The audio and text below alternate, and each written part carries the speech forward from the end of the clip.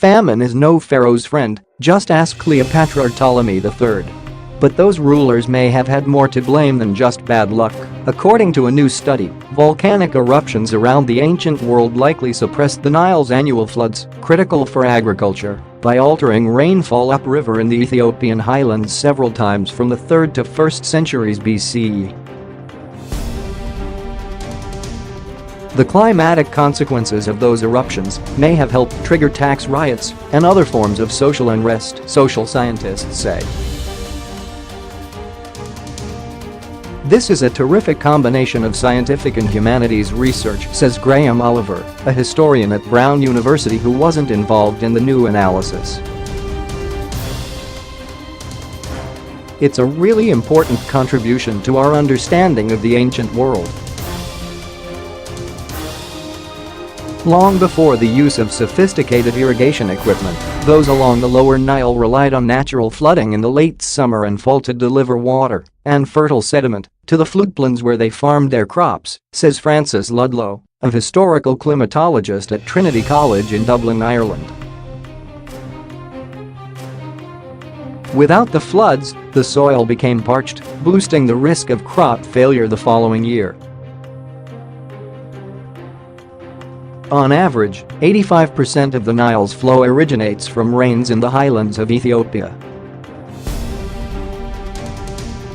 Elsewhere in the world, volcanoes were erupting, as shown by higher levels of sulfates in ice cores from Greenland and Antarctica. In modern times, such eruptions have been linked to low summer flooding along the Nile. To find out just how low, Ludlow and his colleagues turned to the Islamic Nilometer, the longest-running annual measurement of river flow, which records the highest level of the Nile from 622 to 1902. The team found that flood levels in the 60 years with volcanic eruptions were about 22 centimeters lower, on average, than they were in years without eruptions, they report today in. Once the team discovered the link between volcanic eruptions and reduced Nile flooding, they turned their attention to more ancient times, specifically to the period from 305 BCE to 30 BCE.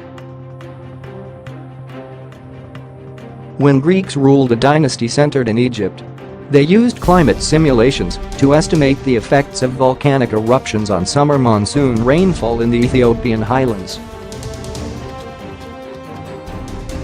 Those analyses suggested that large eruptions indeed reduced the rainfall needed to trigger fall floods along the lower Nile.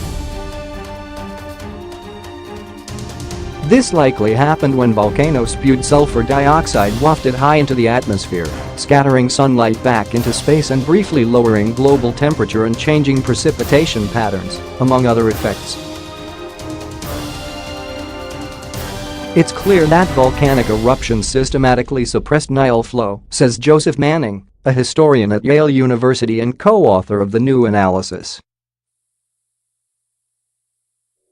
Separate analyses of documents from ancient Egypt, everything from inscriptions on monuments to tax records, poems, and letters, hint that eruptions may have contributed to social unrest, including riots, tensions between Egyptians and their Greek overlords, famines and plagues, and farmers abandoning their land.